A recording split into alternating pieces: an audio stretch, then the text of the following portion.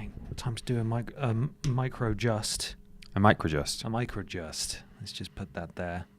It's like a sort of sci-fi version of The Borrowers. And it just sounds a bit more intense. They're still little people, but they carry like laser swords and like they've got like visors. They're like little knights. Maybe they're also lawyers. Micro-joust. Because they're... Oh, joust. I thought you said just. I said micro-just. You said micro-just. But I see. Sorry, there's been a development of the fiction since we started talking. Yeah, well, right, okay. We're normally on the same wavelength. I thought you would be straight in there with micro-joust. I'm really sorry. I'm just trying to set up a timer on my phone to make sure that the camera doesn't cut out. I'm sorry. Do you want me to tell you more? Sure, I'd love to hear more about micro-joust. Fighting the evil Lord. Yeah, are they? Zorgon. Are they? Yeah. The Zorgons, huh? And they ride Where are the Zorgons? Tiny micro horses. The micro horses, yeah? Mm. On which they joust. Yeah. Cool. Anyway. Yeah, so let's just fight maybe an hour in and out. We don't have to talk to each other for like another 3 days because it's Friday, and then we just got to do it all on Monday, okay? So just... On Monday, I'll tell you about the sequel. Oh, God, I can't wait.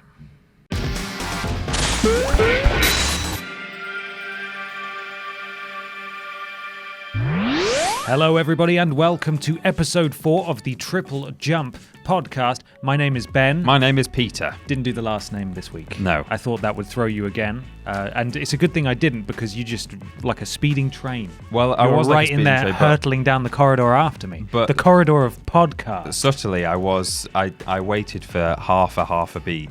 So just in case. Just enough that my brain could very quickly read your inflection and work out whether you were going to say a surname or not. And it was like, confirmed, no surname. No surname. I'm Peter. Follow parameters, say first name. Yeah. Peter. Run firstnameonly.exe. Welcome. Thanks. It's a video game podcast. We're going to talk about games and answer questions, bring some weird news, talk about what we play in, groundbreaking segment, and wrap it up with a big old discussion at the end. God. Before we go any further, Peter, we have made it onto audio platforms. My lord. It took us nearly a month. Yeah, it's early March now. Yeah, so it took us a little while. It was out of our hands, out of our control, but we are now available as of the recording of this episode. We are on, we're hosted on Acast, and we've tweeted out the direct link to that. Yeah. It'll be in the description of the video. If you're watching the video, you might be listening to the MP3 now. We'll remain on YouTube. Yeah, we're still going to be on YouTube in video form. We're on Spotify already. We're on Podbean as well if you use that. We're going to try and expand the services that we are on and the platforms that we're on based on what you guys want us to be on. Yeah. iTunes, it's currently going under the submission process, which pending. Can take a couple of days. Scandal. Podcast pending. But do let us know. Google Podcasts, unfortunately, it's not available in the UK, apparently. We're not allowed to submit for that. Thing. So that can't help you there. But if there are any that you really want us to be on, let us know, and we will do our best to get on there. And if you're watching or listening to this at time of release, we've also backdated and put the old episodes on as well. They're all on there. They're all on there. So please leave us reviews in relevant places. It will really help a lot, big time. So thank you for that. Let's start with a question, Peter. Oh, I'd love to. Who's first on the docket from the wonderful world of Patreon? This is from Sam Mc.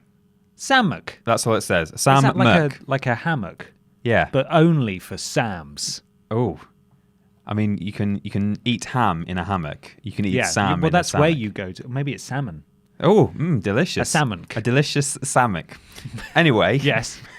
Sammock briefly stepped down from his hanging bed tree. He graced us with his presence and said, "Is the single player game here to stay? With the success of Red Dead Spider-Man, I've not played that. Have you? Red Dead Spider-Man. Red Dead Spider-Man. There's no comma there. With the success of Red Dead Spider-Man, etc., or is online play with microtransactions and loot boxes just too profitable to ignore?" Come on, give him the benefit of the doubt. Just too profitable. I mean, that's what it says. It is what it says. Too profitable to ignore. Look, he's come down from the Sammock. He's paid good money as well to ask this question. Sam Mook has come down from his Sammock to ask us a question. Sorry, Sam. And I'm mocking him. You're mooking him.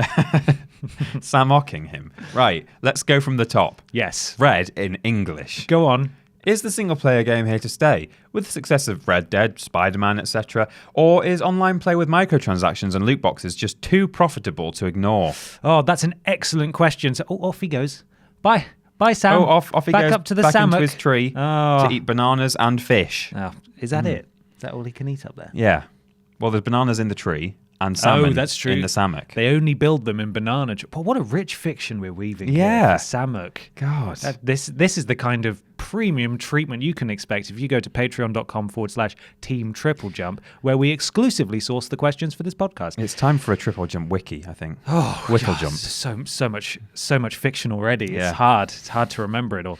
So I think the prime example really to go straight to is PlayStation. Right. Because they almost exclusively seem to be developing single-player narrative, very critically well received. Very good ones. Very good single-player games.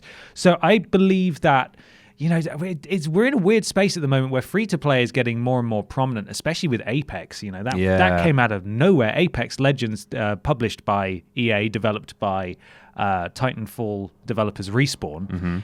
Mm-hmm. These guys... Presumably, they're meant to be working on a Star Wars game as well.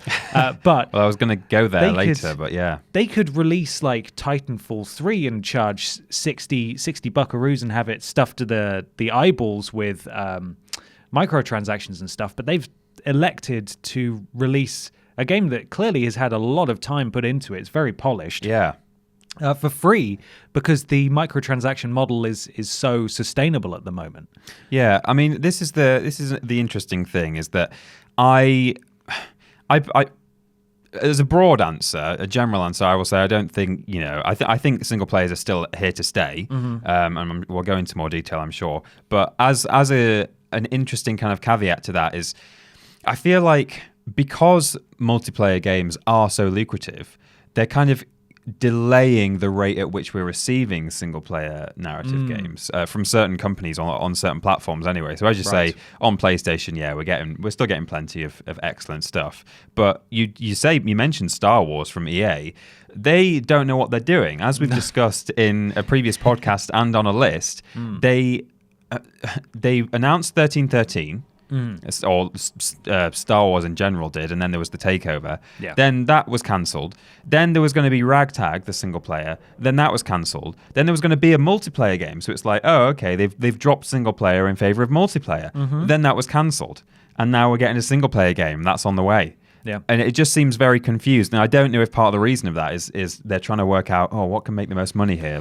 We know we know there's demand for an interesting linear single-player narrative, but actually, can we line our pockets a bit more if we do multiplayer stuff?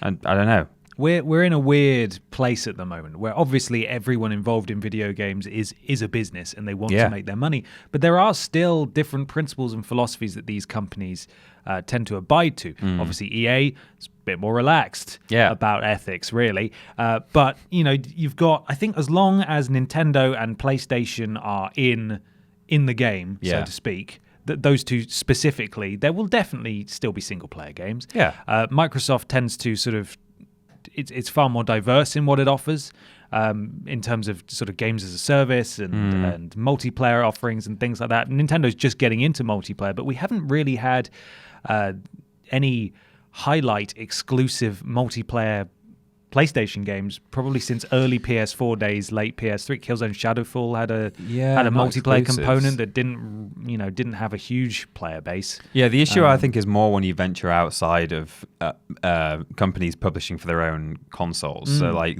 the moment you talk about Bethesda, for example, is another case in point where I've written here the rate at which we're receiving Elder Scrolls games, for example. They're every 4 or 5 years, from Morrowind to Oblivion to Skyrim. And in between all those games was DLC coming out all the time up until 2012. And then at that point, we got the Elder Scrolls Online in 2014. And we've not had any, apart from a load of re-releases of Skyrim, but we've not had any new content from Elder Scrolls. No. And I don't think we're going to get that teased sequel this year. I suspect it's going to be next year at least. That's a very long way away. So essentially, we've got a 6 or 7 year gap between the last proper Elder Scrolls single player release, and I feel like Bethesda probably happy because they're plugging the gap with their very lucrative multiplayer online game instead. Yeah. But people who aren't so interested in that have just not had a proper Elder Scrolls to play since Skyrim came out. I would argue that the Elder Scrolls Online isn't a proper Elder Scrolls game. And that it's not a main series entry because they don't do, or they tend not to. Well, it's not a main series entry, yeah. Well, yeah. I agree. Like Fallout, they've done New Vegas and things. Obviously, that was developed by published by Bethesda. Yeah. It's Bethesda. I think they're still predominantly a single player focused studio. They have obviously this multiplayer, this MMO, but I'd highly doubt. They know where their player base is. It's not in multiplayer. They've got a big one there. Yeah. But that's not the full potential of their audience. No, yeah. I mean, I'm not suggesting that are they gradually moving towards doing multiplayer only, but I think what I'm saying is that these things are lucrative, and in terms of just furthering the Elder Scrolls collection of games in general, or whether it's single player or multiplayer or whatever, it seems they're quite happy to plug the gap with an MMO because those things have legs a lot more than a single player does. Yeah, MMOs are still they're tricky though, aren't they? They've clearly managed to get it right here, but that was a gamble. Because, you see MMOs all the time really struggling, but yeah, as long as we've got indie games as well, I think people are always going to want to sit at home after work or just make it their full-time thing just to make something. Yeah, and sometimes those are multiplayer. Yeah, but some of the best single-player experiences we've had of the last several years have been indie games. Yeah, Oxenfree being one of them. I really enjoyed Everyone's Gone to Rapture. That was fun. It's incredible. So there are always going to be really good single-player games. If you want a huge budget behind it, though, you got to probably look towards Nintendo and PlayStation because they focus far more on that stuff. Activision, EA, they publish those games as well from time to time, but they're far more focused on multiplayer stuff and loot boxes and the like. In fact, I have a quote here from chairman of Sony Interactive Entertainment Worldwide Studios, Sean Layden. To know that the choices we're making to lean heavily into stories and narrative and to create worlds where people will lose themselves in the story of another person or culture or hang on. There's no beginning of that. So consider revising. Consider resigning. Sean Lady, consider resigning. I've clearly done a very good job there and just copied half of the sentence across, thinking it made sense without reading it back. Just start with, it's nice. It's nice to know that the choices we're making to lean heavily into stories and narrative and to create worlds where people will lose themselves, it still doesn't make sense, doesn't it? No. We're very proud of that, he continues. We will continue to execute our franchises on that. As far as games as a service and esports or recurring revenue models or whatever, if we can do something interesting and meaningful in those areas, we'll do it. Good to know. So basically, he's doubling down and saying, hey, look, we're really proud of what we're doing in the single-player department, and we know players and critics really appreciate it, and they sell really well, so we're going to keep doing that. Thank you very much. Yeah. Despite the fact that apparently you can't string a sentence together, which is super embarrassing, Sean Layden. I can't believe you would do that. Yeah. But no, I think single-player games are definitely here to stay. Oh, absolutely. Yeah. They'll never go. Are you okay? Just trying to do a really... Yeah, that's nice. Oh, there's a bit of fluff in this mug. Oh. But if you order one from TripleJump and then go to our store, it probably won't have fluff in it. I can't guarantee it, but listen to that. Those of you listening at home. Yeah, there's for people who can't see the mugs. We're drinking out of our premium TripleJump mugs. Yeah. It's the way we deal with awkwardly fluffing an entire section. Liquid. Here we go. We're moving on to a section, the most groundbreaking section in all of podcasting. Are you ready, Peter? Smashing it, yeah. Here we... Okay? Yep. Just put that mug right down there. Yeah, it was heavy. It's time for What We Play In. Oh!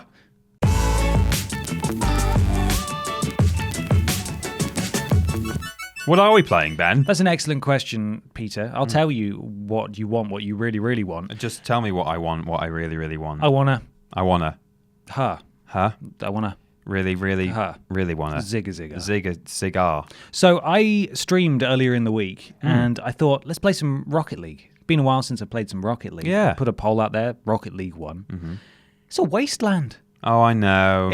I didn't know anything about this, and I was so shocked to discover it. And also, it's really inconvenient for it to be found out on a stream where I had to change game halfway Need to through. do some preparation next time. Oh, you can't just wing it. Do some research. I'm sorry that I thought Rocket League, the award-winning quadrillion-dollar revenue video game that everybody loves, Multiplayer that's also an esport, has gone to the dogs, so to speak, or the car dogs. Dog It League.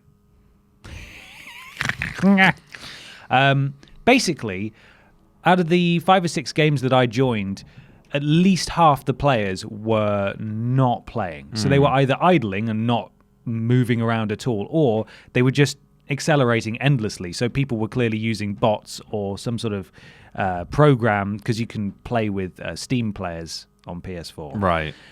To Stop just them being kicked. stop being kicked for idling. Yeah. And apparently the goal there is that they're mining or grinding for in-game crates, loot crates and stuff like that. And I don't really know what the purpose of that is. Cosmetic car stuff, I think. Well, yeah, but I don't know how you'd sell it and stuff. No, yeah, I don't how would you really, profit from I don't that? really understand. But apparently that's what it's for. And it was just shocking, not only that is even allowed, but that it isn't being policed at all. Yeah. It seems. I don't know why. It was every single game. There were at least a few players who just weren't playing. That's strange. And it's insane, given, as I said, the amount of people who like this game, the amount of people who presumably still play this game, the fact that it's an esport, the fact that that Psyonix has made all the money in the entire universe from it.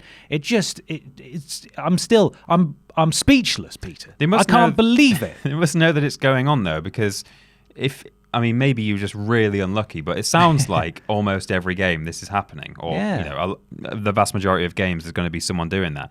And I'm sure there are various simple ways to get around it. Like, number one, the people who are just idling and not moving, they should be being booted. And I don't know, maybe they do get booted eventually, and that's why people have suspicious a bot behavior to drive them around. Yeah, but if you can create a bot that can just accelerate and turn left and right occasionally and is going to trick the game, then maybe they should just say, I know it's a mild inconvenience, but they should just put, like, not necessarily a captcha on it. Are you a robot? But just a thing where you have to, like, select the right thing and be, like, after every 5th match or something. Just something like to say. Like a Netflix, are you still watching? Basically that. Deal. But I mean, again, a bot could just probably recognize that and press X. But do you know what I mean? Like some kind of... RuneScape had things in place where if you mined too much, and I think if you cut down too many trees, a golem / tree monster would spawn and just start attacking you. Yeah. And people would use, and probably still use, bots to mine and chop down wood almost endlessly. And, if you weren't playing, you'd get beaten up by these monsters and you'd die, and you'd come back hours later after going to school or whatever. Yeah. And your character would be dead. I never used it, obviously, because I'm a good boy. I'm a good boy, but a good Christian, wholesome boy. But I don't know. I did know someone who did use these bots, and that happened to him. I don't know how that would be introduced in Rocket League necessarily. I don't know how they would get a golem or a tree monster in there. But I'm just saying, it's a big angry car. I couldn't believe that this actually just a full-size regular car. Yeah. I couldn't believe that this was happening. I couldn't in this game. It shocked me, and I find it very disappointing. And admittedly, I'm not sure if I was playing ranked games, because I think those are probably better. Yeah. But the fact it's happening at all is kind of appalling, really. Yeah, it is. That is a tragedy. But moving from a slightly sad tale from our streams to a happier one. Yeah. What we play in, literally me and you this week, played the final segment of our Claire run-through of Resident Evil 2. Resident Evil 2. Which means, I know there's the extra stories that we're yet to play. Whether we do it on stream or not, I don't know. But me and you have now both completed Leon and Claire on Resident Evil 2. Yeah, so we played Leon's campaigns in the comfort of our own home. Yeah. And then we did the Claire campaign on stream every Thursday. So if you've been watching those, thank you very much. The finale will be up on Monday. While we're on the subject, actually, I just want to quickly touch on the fact that, obviously we're putting out 3 VODs a week and stuff. And for the most part, people are happy with that, and we really appreciate it. But there are still some people who, we just can never please. No. And we would like to point out that we're doing our very best. There are only 2 of us. Yeah. And we have selected a model to begin the channel that we believe will maximize the chance of us surviving more than a year. Yeah, and there being some sort of longevity to the channel. And as we go and we expand, we will look at other avenues to find and introduce new content and new shows. And maybe some familiar content. And exactly, shows. and some secrets and discoveries from some of our favorite games. But until then, this is what we're doing at the moment. And if you don't like it, you can get at. You can get at. Fup it off. Fup it. You can fup right off. Yeah. As I said, like the majority of you are wonderful, and we really appreciate you supporting us. But of course, there are some people out there who it's never enough. Go and watch the back catalogue of previous stuff if that's previous what you ventures. really miss. Yeah. Anyway, I just thought I'd bring that up just because, the VODs in particular is something that someone was just sounding off about recently. Well, I've seen people sounding off about lists as well. Like, we try and make them entertaining. Yeah, I think they are. I like making them. We're finally able to do ones that we really want to do. And it's, frankly, it's a more lucrative type of video to put out than sitting and playing... Well, I don't know. Just doing a 30-part Let's Play of something, or right. I don't know what. Anyway, yeah. I just thought I'd briefly bring that up just because the VOD comment the other day didn't get my blood boiling, but it did irk me something. Blood boiling. Blood boiling. Blood boil. Yeah. So that'll be up on Monday if you want to watch that, and if you've been watching through the various parts of this Let's Play, we really appreciate it. Thank you very much. We'll be looking for something new to play soon. Yeah. But in the interest of the what we're playing discussion segment, I just want to know what. Well, I mean, I know it's my entry to the podcast, but I want to know what you thought of the campaign as a whole. I know I certainly enjoyed it. Yeah, I liked it because not only when you play as Claire is there areas that you access that you don't in Leon's, and not only are you a walking cube when you have the walking cube skin, when you have the 1998 skin enabled. It also remix to Ignition. Yeah. Well, careful. No, not let's him. not. No. And because we played as when you finish Leon's campaign, you either get to start a new game as Claire, or you get to start a new game and then in parentheses second run, which means that you're continuing the save file technically, but things won't quite be as you remember them from Leon's campaign. So it changes a couple of things around on top of the fact that it's Claire's campaign, which is different anyway.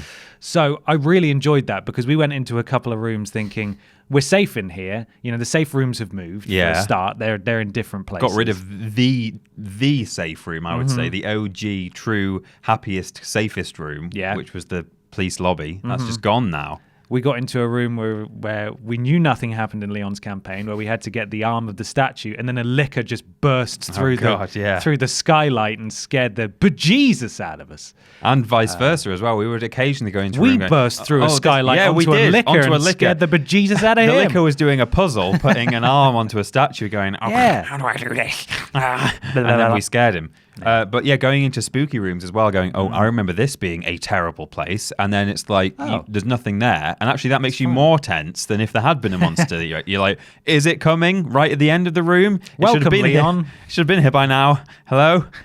No, I really enjoyed it, and you did as well. I did. I really, I think it was a lot of fun. Very well made.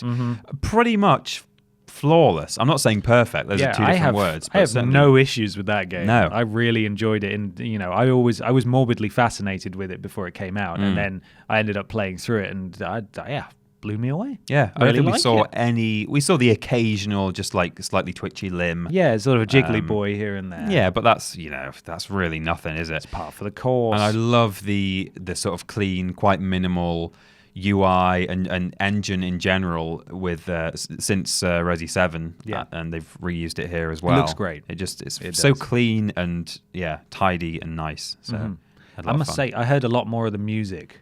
With the headphones on, obviously, than I did when I was playing Leon's campaign. And there are times when it really tenses an area up. Yeah, but I still think that there's something to be said for the creepy, not quite right music used in the original one. Bit synthy. Yeah. It just sounds a bit wrong and broken. Yeah. And it really does scare you. It's like a sad accordion. Yeah. The monkey on top is already dead. It's just the most depressing busker ever. Oh no. Yeah. I feel like I need to find this man or woman and help them out. Yeah. Is that what we'd be playing? Yeah. Wow. Let us know it. what you be playing in the comments below. What a section! Yeah, My God. we both brought games that if people have been watching all our content, they already knew we've been playing those. Well, I wanted to talk about Rocket League anyway. I have been playing Modern Warfare Remastered, but I'm probably going to be playing a bit more of that this coming week. Yeah, so I'll talk about it I'm next time. picking up Spider-Man now, finally. Oh, I yes. played a little bit of it already, but it's time to actually do it properly. Time to swing. Tune in next week. Where Peter's talking about the current modern release, Spider-Man. And Ben's talking about the current modern release. Modern Warfare. Brilliant. Right. Next question, Peter. Yeah. This is from Eon Davidson. It's Not Eon Millennium again. Davidson, Eon Davidson. Oh, yeah. Okay, I see. Thousands upon thousands of years of Davidson. Very good. We did this. I feel like we did this before. Yeah. Eon, I think we did. The power company. Yeah. Eon Davidson, Mr. Eon, says, so, the Sonic movie kind of revealed what Sonic will look like. Thoughts/nightmares on the subject? Yes. Yeah, so we got the scary legs a little while ago in a leaked poster Yeah. where he had very human legs, and it was from an angle that was sort of at crotch height. And artists' renditions, they would zoom the photo out and like draw crudely what else was happening in that photo. Yeah. And it's literally, he must be laying there like, look at my Definitely. look at my hog, my hedgehog. In terms of point of view, we basically had our head between his legs facing outwards. It's a really weird view. Yeah. I don't know how we would get down there, really. And he's been sort of zipping around the Golden Gate Bridge. You can see the trail that he's made, which is inexplicably still there. And he's had time to come and lie down and recline. I guess it's because he's so fast. He's got to go fast. He's I've like the heard. Flash. When will you learn that your actions have consequences? Recently, we got to see all of him in all of his glory. In all of his what? In all of his glory. No, it's not glory. In all of his glory. In all of his gory. He is a very strange looking man. He is. I'll put it that way. He's got these big eyes.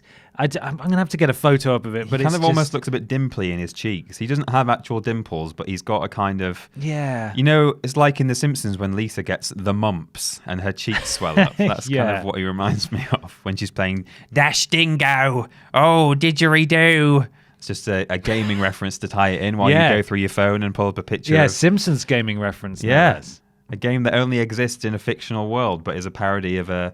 Have you got it there yet? Sorry, no, I'm keep starting going. to drown here. Keep going. Anyway, I'm sexually attracted to Sonic the Hedgehog. That's what I'm saying. Here he is.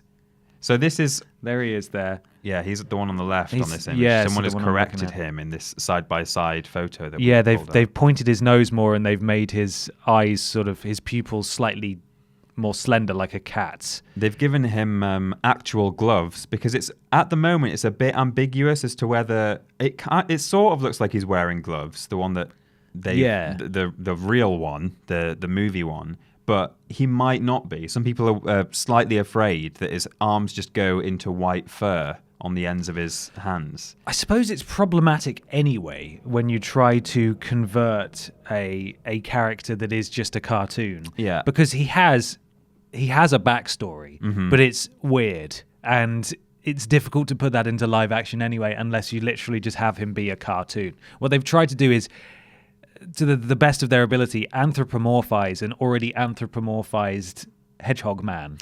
So there are various options, right? So you could Crash Bandicoot Insane Trilogy him, which is, the new Crash looks modern gen and crisp, and you can see like almost individual hairs on his fur, but he still looks like a cartoon character. Or you could I would go as far as to say you could even do what they did in that terrible Sonic Xbox game, Sonic 06, Yes. which is a really bad game. It is. But they've put a cartoony Sonic in not quite a live action world. But it's close enough. It's for Final it to be- Fantasy-ish. So it's a bit like Kingdom Hearts, how you have a bunch of cartoony characters alongside what are supposed to be sort of normal-ish human beings. Yeah. I think there's ways to mix these things. Like Detective Pikachu is doing it okay-ish. Yeah, I think that's probably going to be better received because we know that it's got Ryan Reynolds in it, so it's at least going to be slightly But entertaining. even just visually. Yeah, visually, yeah, absolutely. But I don't know if Sonic has the goodwill that perhaps Detective Pikachu has going for it. So people are going to be far more critical of it just because it's Yeah. like, oh God, let's hear what he sounds like. Oh, it's 1,000 violins that don't have strings anymore. But my point is, though, I don't think they had to try and adapt him into a more anthropomorphic form. I think they could have just pulled the character out, made him have individual Monsters Inc. Sully fur hairs, and it still would look weird. I don't think they need to do this film, but like it would have looked better than what they've done right now, which is try and blend the two worlds. I don't understand why it has to be live action. No, I don't. That's what I don't understand. Yeah. Because Ratchet and Clank had a film that wasn't great, but it was at least CG. The whole thing was in their universe. Can you imagine having a CG Lombax interacting with a real person with the proportions of what's his name, Captain Quark? Yeah, with his massive chin and his ridiculous upper body, chin bigger than his legs. Like it would look like some sort of weird Tim Burton nightmare. Why? Yeah, well, that's a good question. Why have they brought him into a real world? I still feel that way about Mario Odyssey. I know that was very well received, but I still thought that was a really weird choice. It's really strange to bring in a tiny Here's a little real person. Here's this strange hobbit man. Yeah, just running around New York taxis, jumping on people's heads and stuff. It's New Donk City. Yeah, okay. That's what it's called. Fine. Thank you. Jeez. No, I totally agree. Bearing in mind that Sonic has had several animated series that are just cartoons. They're not CG. But like they could have gone that route. Yeah. And I think that would have at least pleased the hardcore Sonic crowd. And kids. I don't think... Well, yeah, and children as well. I don't think anyone is going to be rushing out there sort of mainstream audience-wise and going, oh my God, this film looks sick. Yeah. It's a Sonic film. I can't wait. This was only ever going to really be for... It's going to be aggressively marketed towards children, regardless of the route they go down. But really, it's Sonic fans that they want to come and see this. And they've already pissed all of them off. Yeah. So I don't know what they were thinking. Imagine being the marketing team for this film, not having even released a trailer yet, and everyone's already really angry about it. Just furious. I would just be terrified for trailer day, wouldn't you? Oh. There's one still that's been leaked as well. I don't know if you've seen that, where he's sort of running towards the camera. Oh, no. He looks horrible. He looks totally different as well to the images we've seen so far, but in a different way. Is it like Will Smith's Genie? Yeah, kind of. There's something I can't quite put my finger on it, but there's something very wrong. Will Smith's Genie is really strange because it looks like his face has been shrunk down slightly too small for the head. It does, yeah. It's like someone's blown up a balloon slightly too much. It's like a meme. Yeah. It's like the meme where like the Gordon Ramsay where they make his face too small. Yeah, really weird. Oh dear. Anyway, thank you for that question. Yeah, Elon. I didn't mean to bandwagon, but that's just our genuine...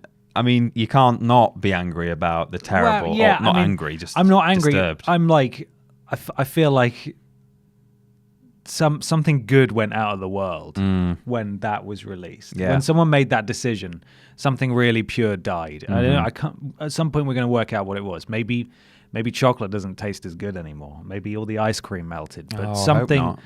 There is balance in this world, and this has deeply upset that balance. Every time a child says, "I do not believe in hedgehogs," somewhere in the world, a hedgehog falls down dead.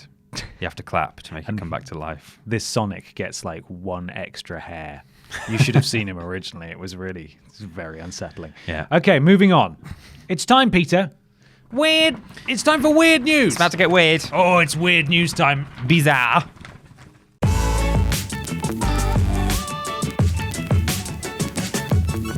Peter. Yes? What have you brought for me today? I brought my mobile phone, upon which I have sent myself a link to an article from Kotaku once again. Oh, Peter Austin and his Kotaku. To me, I mean, I'm not like much of an online news reader for gaming news, particularly. I just look what's on Twitter and stuff, but I don't really go from site to site looking at what's going on. But whenever I'm looking for weird news, Kotaku always deliver. Well, what have they delivered to you today? Gaming monitor stops a bullet. Still works perfectly. I'm sorry? Gaming monitor stops a bullet. Still works perfectly. Gaming as in like a PC monitor? A PC monitor has stopped a bullet. Wow. It still works perfectly. That's incredible. So tell me more. This is according to Kotaku.co.uk. Yeah. At 4 a.m. last Sunday morning in Fresno County, California, resident Eric Gann heard a loud banging noise in his house. Oh. He lay awake in panic for an hour before falling back asleep, figuring he'd observed the damage in the morning. That's fair. Yeah. I do that all the time. That happens in America. Except, it wasn't a bullet going into a monitor. It was just my suction cup-based loo roll holder falling off the door. Have you got a suction cup-based loo roll holder? You've been to my flat. I've not been in the bathroom, though. Have you not? No. Did you go 4 hours without needing a wee? Yeah. Look at the bladder on this boy. Hell yeah. Amazing. Yeah, I do. I tell you why. It's because I've got the one that they built onto. This is really important. I'm going to talk about it now, okay? Since we'll on the subject. We'll find out about the bullet hole shortly. Look, the bullet hole can wait. I'm talking about loo roll holders and what it means for your weekend at 11.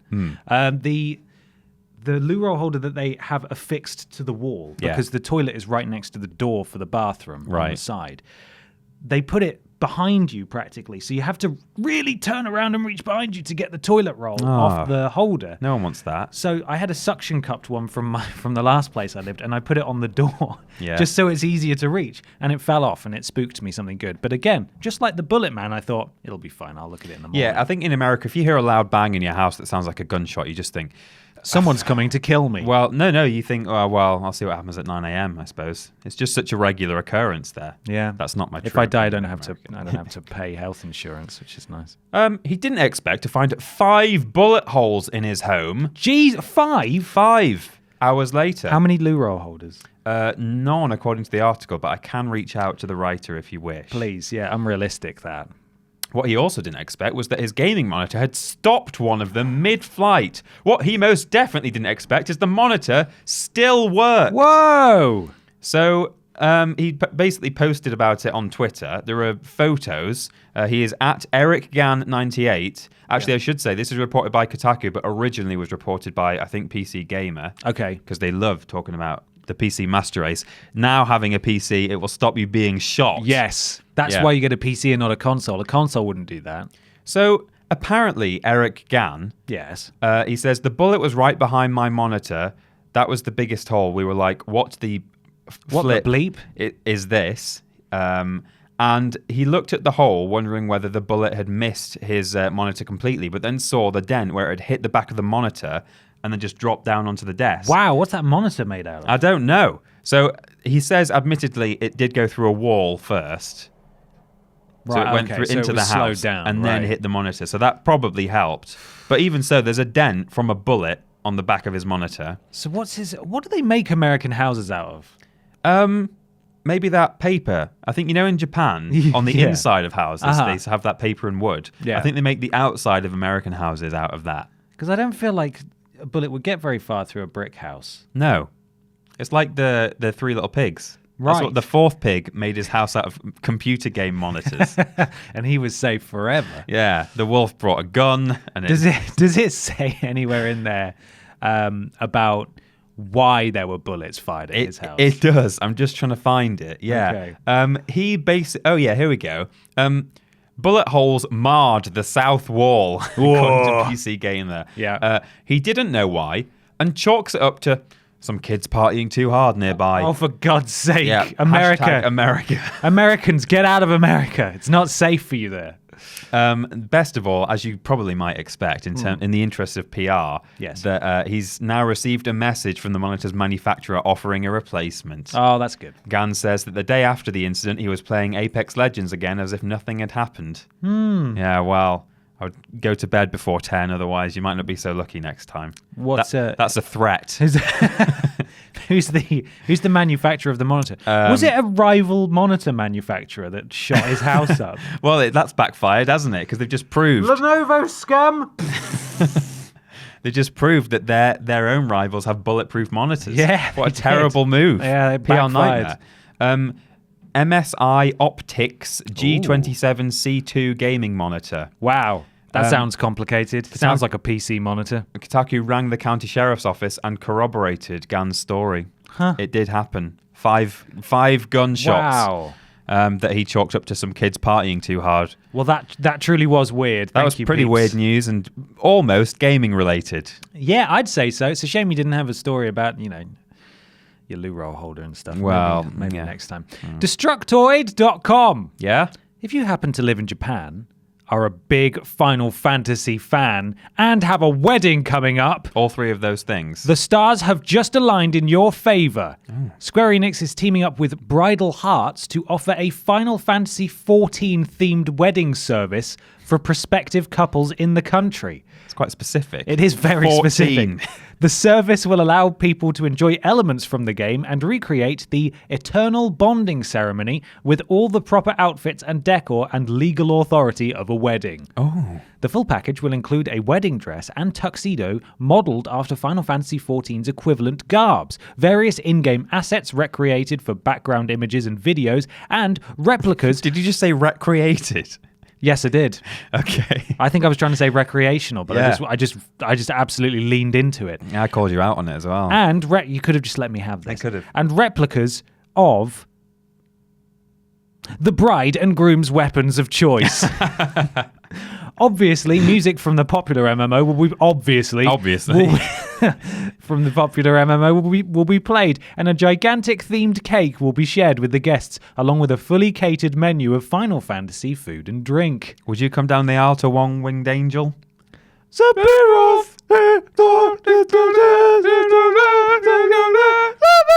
I would. Such a brilliant piece of music. It's there. good, yeah. A standard plan, Right. which includes the service with 70 guests, will run couples 3.5 million yen. What? Oh, yeah. Okay. Jeez, you scared me. How many dollaries do you think that'd be? Dollary dues. Oh, I don't know. I wouldn't even want to hazard a guess. It's a lot. Bearing in mind weddings are expensive anyway, and neither of us have the experience of paying for a wedding 20 yet. grand?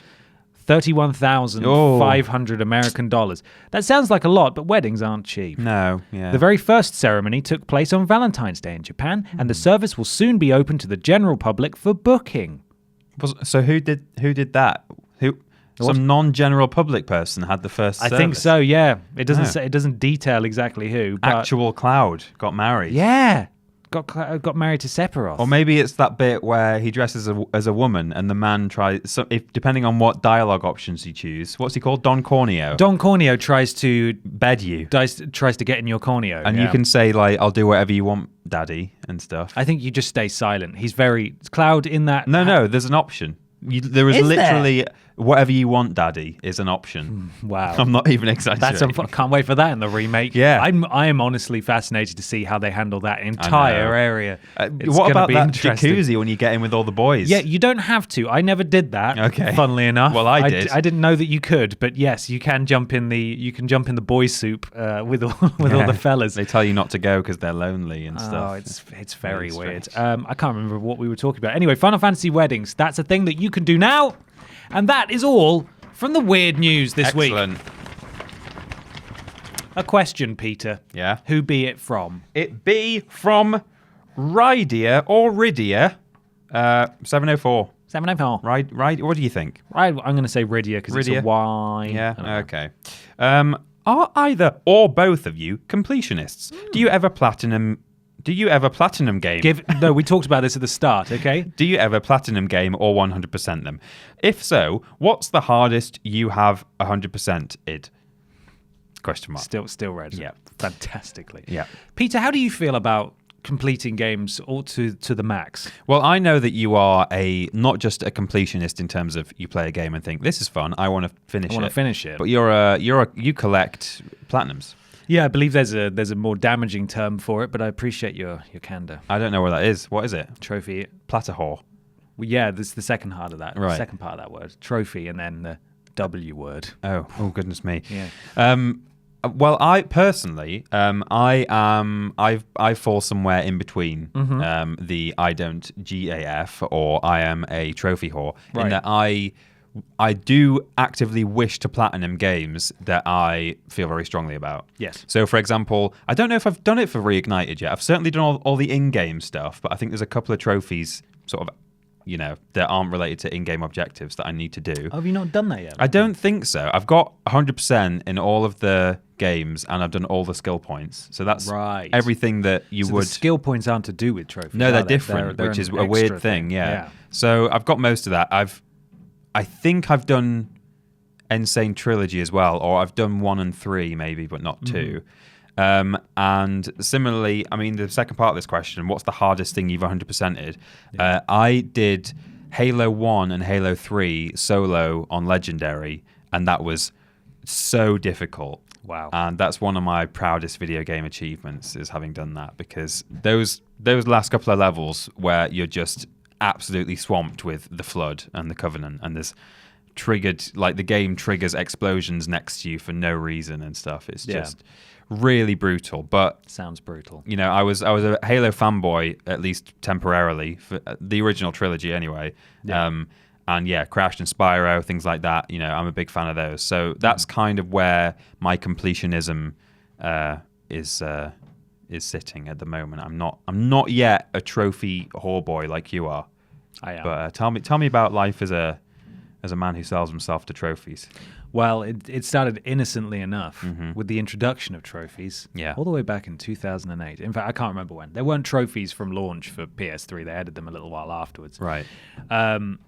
And I think I've got, I think it's like 120 something, 130, I'm not sure. Something like that. That's how many platinums I've got. Okay. But generally, yes, I will only do that for games that I've really enjoyed, or that I think, but equally, I will do it for games that I think I can do it in. Yeah. Just because. Like Spider-Man was the most recent one where I genuinely loved that game. And I played all the DLCs.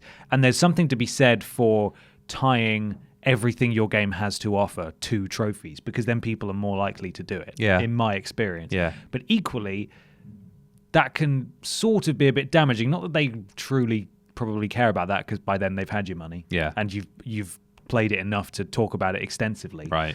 But as is the case with Spyro, I have all the platinum trophies in the Reignited trilogy. Right.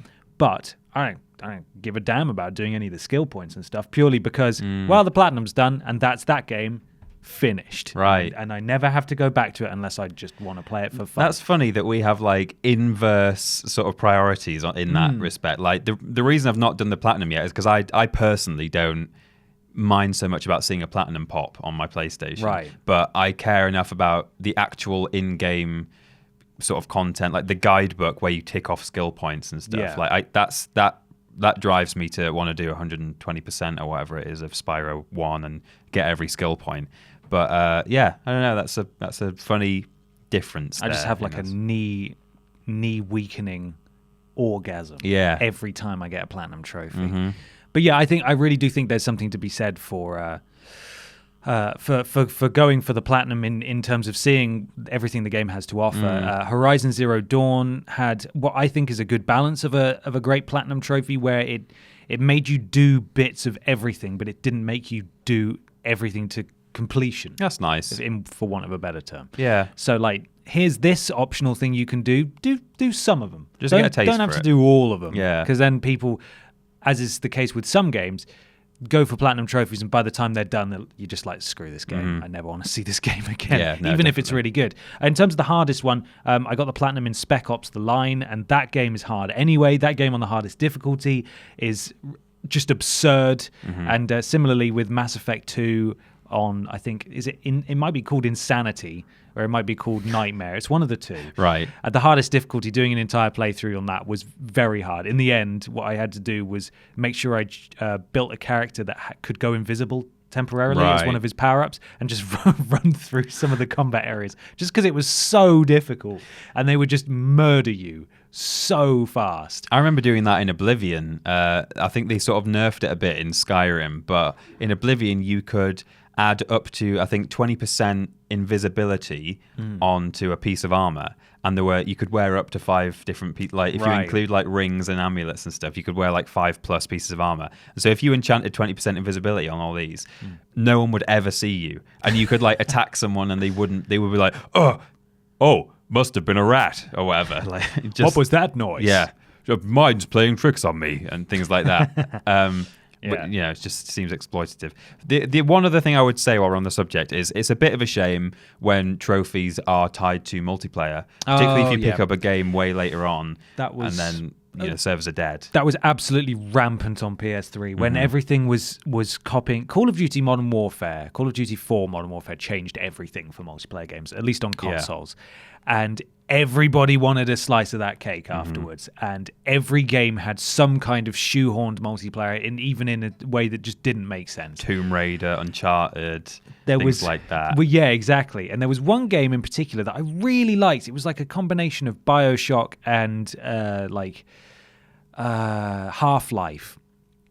And for the life of me, I cannot remember what it's called now. Okay. It wasn't Time Shift. It was something like that. Okay. I'll give it a Google in a minute. But basically, that game had an ill thought out multiplayer. And I remember a good few years after it came out, going back through it and trying to get the multiplayer trophies. And they were for playing the multiplayer for quite some time. So it was like, get so many kills with this creature or whatever.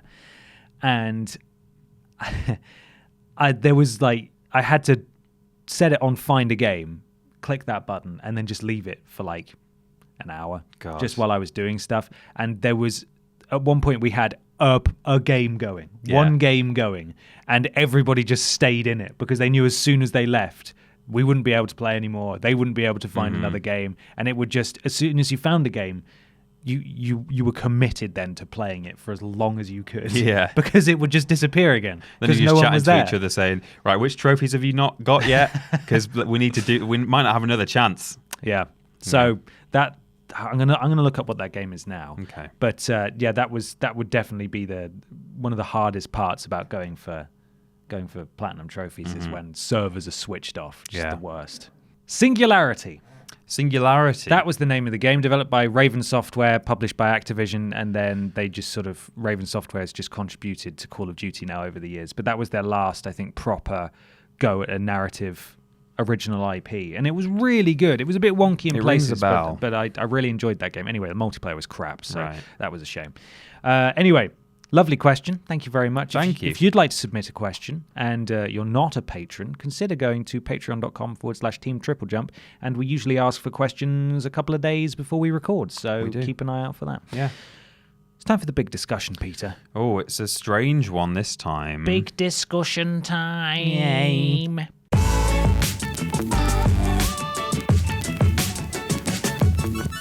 So, Peter, can I talk to you about that Xbox One S, the Xbox One. The Xbox Ones, yeah. We've got two questions here. The first one comes from Ginny. What are your thoughts on the rumors of the discless Xbox One S coming soon? I prefer having the physical copies of games and not really looking forward to a future of just streaming games. Yeah. And equally, Thomas McAllister says, having been an early adopter of OnLive, which went the way of the dodo, I wondered if you see any benefits in a streaming-only console in today's gaming environment, with faster average internet speeds than, this is difficult to see with the highlight I've gotten here, than what that console/service debuted. Could this be a way of bringing the divide between console and PC performance and game variety in the future? Bridging the divide. Bloody hell. It's interesting. They Ginny's a big no, and Thomas McAllister sees some positives, or is questioning whether there might be some positives. As a headline to my answer, I would say that I'm pretty much with Ginny in that I really like having physical copies of things. In this business, when we are sometimes kindly sent review copies or early press copies of games, that's pretty much the only time I will end up with digital copies. It's almost exclusively code now. Yeah. But if I ever get a game for myself, I prefer to get a physical. The one exception was Reignited. I wanted to play that as soon as physically possible, and I was like, I don't want to leave it to the post. So I got both. That's how bad I am. I got a code so I could play it on launch day, but I also wanted a physical, which I think is still in its cellophane. Really? Yeah. Just to hold on to. To have. You're the statistical anomaly. I am. That's what it is. Although I do have a digital and physical version of Fallout 4. Right. So before we continue, we should say, sorry, that like there are, I do see the positives to it. Like before we even talk about the rumor. No, I do. Like Fallout 4, for example, is the only game I've ever pre-ordered and preloaded as well, because I think preloading is a really good idea, wherein you pre-order a game digitally and maybe a week before release, they let you download the full game and it unlocks at midnight at release, so you can just play it immediately. That's a brilliant idea. I think that's great. And Streaming wise, we've got some things to read in a second. I don't know about moving fully in the direction of streaming. I think it'll get there eventually, but it's a long way off. But in terms of having a console that's digital games only, so you can still download games to it, it just doesn't take discs anymore. Mm-hmm. That's a weird half step, and it has been done before. And again, we'll talk about it in a minute. Yeah. First, though, we go to the Evening Standard, which talks about the rumor here about the Xbox One S, sort of a discless version coming. The Xbox One S, of course, is the smaller, redesigned Xbox One unit that supports HDR and 4K, among other things like that. So it's just kind of like the PS2 Slim and the PS3 Slim and all that sort of stuff. So the Evening Standard says the new console, set to be called Xbox One S All Digital Edition. Stop lengthening your names. Would allow. Remember when they wanted it just to be called The One? That's why they called it Xbox. And then they just keep adding words to it. Yeah. Like its Xbox game, would allow gamers to ditch discs and play completely digitally. Fans would be able to buy games via a streaming platform like its Xbox Games Pass digital subscription to make gaming more like Netflix and Spotify, where no one really owns anything. Sounds great. Yeah, it does. That's a sort of a negative spin. Yeah. One benefit of a discless console is that it would make it much cheaper, and that is true. Yeah. You need to have less parts, fewer parts in it. And fewer parts to break down as well once you've paid for it. It will be quieter, it will be faster, it should technically be cheaper, but by the same token, digital games are expensive. Yeah. And there are sales quite a lot, but some games, their prices just don't go down. And when you're pre-ordering, you can get a physical game for 40 quid. In a digital one, you're looking at like 60 at least, just as a baseline level. It's weird. I would have thought that digital would be cheaper. Well, yeah, there's no overheads. It's because they can dictate the market. Well, yeah. That's why. And it's messed up because it should be cheaper because there's far fewer costs involved. Last year, news leaked that the global tech company was working on a new project codenamed Scarlet. Not Captain Scarlet, which is what I thought it was, which was Xbox's version of a game streaming platform. Microsoft's gaming head, Phil Spencer, hinted something along these lines at the company's E3 conference in June, saying, "Our cloud engineers are building a game streaming network to unlock console gaming on any device." In a recent interview with GeekWire, Spencer added some more weight to Xbox's cross-device plan, saying, "We want to bring Game Pass to any device that somebody wants to play on, not just because it's our business, but really because the business model allows for people to consume and find games that they wouldn't have played in any other space." So not only is there potentially going to be this Xbox One S all-digital edition, but also they want to bring this streaming ability to any device, which we have seen before as well. Yeah. PS4 has had remote play for a while, so has the PS3 as well. PS Now, yeah. So it's you could stream, and I think they've just introduced it actually to iPhones and the like, where you can use their newly released app this week, actually, right? Where you can just stream what your PS4 is doing and use virtual buttons on your phone. Weird. So it is possible.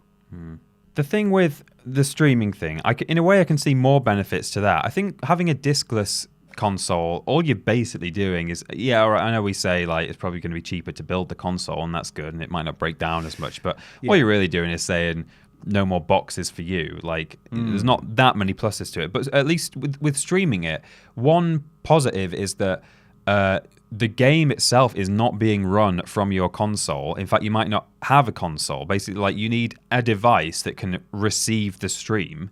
So as a result, I mean, PC gaming is, that's built entirely around like crafting the best possible rig and like, oh, here's my really expensive set of components. If the game is being streamed to your home, you don't need a super expensive like flashy machine, and that's really where it comes into it. That's what OnLive was about as well. OnLive was basically just a little Wi-Fi receiver that, as long as you had the internet to do it, you could just stream games directly to it. They're being run somewhere else.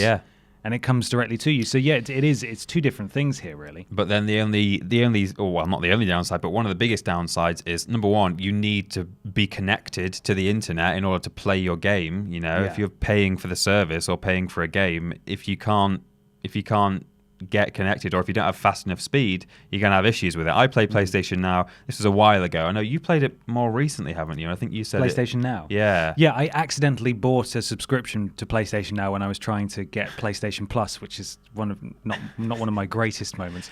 But you said it's improved a bit, hasn't it? So I have a real issue with the games that they offer. Mm-hmm. I feel like there's just not enough there, and it's just not worth it for that price alone. But the only way I could get it to run was in the Yogscast offices, right, on our powerful editing PCs. Mm-hmm. Not that the power of the PC has anything to do with it, but I just mean like it was an expensive computer and it was really fast internet, and even then it stuttered from time to time and it wouldn't let me play certain things. But when I was at home, it just didn't work. Like it would not let me start up. OnLive was pretty good because, and I think it probably differs from service to service. Mm-hmm. OnLive was quite good because it would just downgrade the quality of the stream that you were getting just to make sure that you could actually play it. Yeah. Whereas PlayStation Now has like a baseline test it does, and if you don't pass it, it just goes no. Right. It just won't even let you play it. I must be thinking someone else. Someone I spoke to said they played it recently and they thought at least the latency wasn't as bad in terms of the input output delay. But certainly I played it. It was probably about a year ago now. I played BioShock 1, I think. Okay. And yeah, I noticed like a bit of a delay in sort of my inputs and like what I was getting back from the stream, and so. That's the big drawback, is if you don't have a fast enough speed, or indeed if you live out in the sticks, like I was living for 6 months when we were at Vidius, I just wouldn't have been able to play. If we were in a world from in 10 years' time, the theoretical world where everything is streamed, then I wouldn't have been able to play video games at all, and that's a massive negative in my view. Some people. It's sort of this idea that like, oh, well, we're all on the internet now, aren't we? Well, we're not actually all on fast enough internet. Sometimes, especially with like single player games that shouldn't require internet access to play. We've again, this brings into another element, which is a little while ago with this sort of harmful DRM and things like that on PC, where it's like, online. I want to play my single player game. No, you have to be online. You have to be signed in. or whatever it was. It was ridiculous. When you're playing single player. People don't want that, and I believe that there will always be some kind of avenue for people to play their physical games in some manner or another. But moving away from streaming and moving to just a console that doesn't take physical discs. You can download stuff to it, but you can't. You can't put your existing console games into it. Right. The PSP Go was a short-lived experiment by Sony, just to see if people would be up for, again, like just a handheld that doesn't take the cartridges that the PSP runs on. Or they weren't cartridges; they were these stupid disc things. But that's just what PlayStation. Really do. angry about this. God, well, the stupid thing is, disc things. I bought a PSP Go, and I really liked it because I knew what it was, and I wasn't falling for anything. I already had a library of games that I had bought digitally, in particular PS1 classics that I'd bought, and I was able to basically have this amazing little PSP thing that folded up and had the controls underneath. It was a really nifty little device, and I could play all of my favorite PS1 games on it. And for that, it was perfect. But I do appreciate that, some people want to be able to play their physical games on it. Obviously, with this console, it's not exclusively streaming games to it. I imagine that'll be an option and that'll be a big aspect. But if your internet goes down and you've got a game downloaded to it, you can still play that. That's good. Which is a good compromise. And I think, this is clearly not a gamble, but this is sort of testing the waters, or at least Microsoft testing it out and seeing what people are how receptive they are to it, really, before, because it's going to go that way. We're going to get Netflix, but for games. It's going to happen. We should properly. be grateful, really, that this intermediate step is even being considered. And because I've got something here that I think I mentioned on a video or a stream previously from Yves Guillemot from Ubisoft. He's the CEO. He did an interview with TechSpot.com, and he's quoted as saying, "Game streaming will replace all gaming platforms," he thinks, after the next generation. Could happen. He reckons that everything will be streamed after PS5 generation. Yeah. And he says he calls it platform agnostic gaming. Wow. Which is a strange thing. And I guess you also have to. He makes a point where does it call into question the idea of exclusives and things? Because you don't have a console. Like, how is it going to be handled in terms of what are Sony and Microsoft going to do differently? Are they still going to have their own streaming services, and will you have exclusives on those streaming services? Or do you think, like, in 50 or 100 years' time, there'll just be one giant monopoly service that's providing all of the gaming? I think at some point someone's going to step in. Either the big three get together and just agree, look, let's put out this machine that lets people stream. We'll just focus on making games for it. Yeah. Or, as you said, there's going to be this massive multi-corporation at some point. It's kind of like... It's very speculative, but yeah. Well, I mean, it's kind of like the South Park episode where people come through from the future and they're all just sort of like this sort of tanned color. And they're all hairless. Yeah. And that's just what the human race looks like in like a million years, because everyone's just like... That's all the races have combined. Yeah. No one's unique anymore. And that's in a very weird way. It's a weird analogy. Yeah. But that's kind of where it's going, in that there will be a point, probably. Well, because we're doing cross-platform play, aren't we? Well, exactly. Yeah. I would be amazed if at some point someone doesn't come out with a console that just plays everything. Yeah. And you have a PlayStation bit, you have an Xbox bit, and you have a Nintendo bit. It would be shocking to me. Yeah. But I think that's a little way away. The thing I'm interested in is who's going to be the first person to make that leap, because I have a feeling, much like, not that it affected them really, the decision to get rid of the headphone jack on iPhones. Yeah. Whoever does it first is going to get so much slack that their competitor needs to say is, you can still use discs on ours. Discs, and people will go, ah! That's a good point. Yeah, I think it's going to be a real gamble. If they don't just come together and say, look, let's not try and dick each other over here. Are we doing this or are we not? Then someone's going to go first, and it could potentially be a platform-destroying decision. Yeah, it could be. Because people... It's where it's going, but people don't want it on the whole, I don't think. I don't want it. I don't want it yet. No. I still like the idea of having physical games. Yeah. Even outside of that, I don't like the idea of always having to be online to play. So, but even so, let us know in the comments below what you think of not only games just being streamed exclusively, or of a discless console, sort of a physical media-less console that only takes downloads. Yeah. And if you think this Xbox rumor is true at all. It sounds like it pretty much is. Yeah. Probably be announced at E3. Oh, by the way, EA have said they're not having an E3 conference this year as well as PlayStation. Brilliant. So E3 is it's looking good. Yeah. Is anyone going to be there? Nintendo won't be there. Nintendo won't be. It's just Microsoft. Yeah. With their discless console. Oh God. Yeah. One thing I wanted to mention actually before we wrap up. It's really weird. So when you open YouTube on your phone, and you've got YouTube open on your TV, especially if you've got it open on a console, it can recognize if it's open, and you can press a button on the YouTube video you're watching on your phone to like connect it to your console or whichever app is connected to the TV. Right. And it'll just play the video. Okay. Which is a cool function that I don't use very often, but if you've got something specific on your phone, like someone sent you a link and you want to open it without having to search for it, TV. It's really good. So I tried to do that the other day, and it didn't. It said connected, and then I tried to do it, and it didn't work. Oh, okay, that's weird. And so I closed the app, reopened it, and did it again. And it connected, and then it worked. But then, like a minute later, I got a text from my friend in London saying, "How did you just put a YouTube video up on my PS4 then?" What? Is it because you were logged in on his PS4? Well, no, because there's no login at all. It's meant to just detect I don't know how it works, but you don't have to like enter a code or connect it in any way. He's in the other end of the country, happened to be watching YouTube at the same time as me, and it just connected to, clearly I've done it. I've done the cast thing to his PS4 before at some point. That it was you if he needed to contact you as well. But it was a TripleJump video. Oh, I see. It was a TripleJump video that I wanted to watch because it hadn't gone out yet, and I just wanted to see it wasn't some really horrible like softcore porn on YouTube. Really horrible softcore porn. Well, there's probably just like I agree. Really weird stuff. Someone walking in a cake or something like that. Could have been. Everybody loves that. Yeah. Could have been like a personal family video or something like that. But yeah, that was.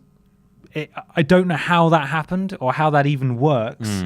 I'd like to think it would only ever potentially connect to things that you've connected to before, not just random strangers' consoles that live nearby. But this guy lives in London. Everyone in your building. Like a 4.5 hour drive away. Triple jump on that. We should do that. That's how we get our videos out. Just drive around Newcastle. Just broadcasting it to different things. Yeah, anyway, I just thought that was insane. And I couldn't believe that happened. It was mental. There's a guy doing like keyhole surgeon. It comes up on his screen as he's trying to... remove the bullet. This is a fun video from the guy in California who was trying to sleep. God, it's all come full circle. Yeah. Right. Well, that's it. That's our podcast. That's the podcast. Peter, where can they find us should they want it? You can find us almost every... Sorry, I keep whacking this. Hello? Yes? You can find us almost everywhere at Team TripleJump. That's on YouTube, on Twitch, on Twitter, on Facebook. You can also go to Team TripleJump on Patreon, where we have all kinds of rewards at different tiers. Yes. You can do things like see Worst Games Ever 2 days early, and you can submit questions to the podcast. You can also, if you're a patron, go to an exclusive room in our Discord, which is bit.ly/Team TripleJump. Yeah. Finally, there's a website. Yeah. It's triplej.mup. That's triplejU.mp. We're taking video editor applications at the moment. We are. So go have a look on there and see if anything strikes your fancy. If you're watching the video, play.acast.com/s/TripleJump. It's not the best link in the world, but that's how that's sort of the direct hosting website for the MP3 of the podcast. It'll be in the link below. And if you just search for us on your platform of choice, we may just pop up. So that might be the way to find us, really. Finally, lists. They're every Tuesday and Thursday. Streams. They're every Monday, Tuesday, and Thursday. Worst Games Ever. It's a Worst Games Ever week. So for those of you watching/listening to this on the Saturday that this comes out, for patrons, it went out yesterday, Worst Games Ever. And for the rest of you, it's out tomorrow on Sunday. Exciting. So we hope you enjoy that. Podcast, of course, is every Saturday. You're listening to it. That's how it goes. And I think that's all, Peter. That's all. I think we did it. Yeah. Let me just shuffle my papers like an important man. And VODs. VODs go out every few days. Yes, yeah, they do. Sorry if they annoy you. We're not. Thank you very much for listening, everybody, and thank you for watching if you've done that too. Make sure you leave us reviews and the like on various podcast platforms. It really helps. And like, share, and subscribe. And let us know in the comments below what you thought of our various topics of conversation today, including the optimal placement for suction cup-based loo roll holders. Submit your own questions for next week by going to Patreon. Yeah. Anyway, that's it. Yeah, that's it. Thank you very much, Peter. You're welcome. Thank you. See you next week, everybody. Bye. Bye.